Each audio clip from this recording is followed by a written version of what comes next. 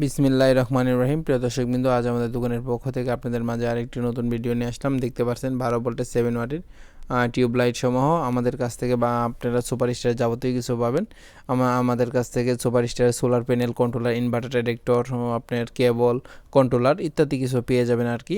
দেখেন, এটা হলো 7 ওয়াটের একটি টিউবলাইট। এর উপরে একটা কথাই ভাই আমি বলি, বাংলাদেশে এর উপরে কোনো লাইট নেই আর কি।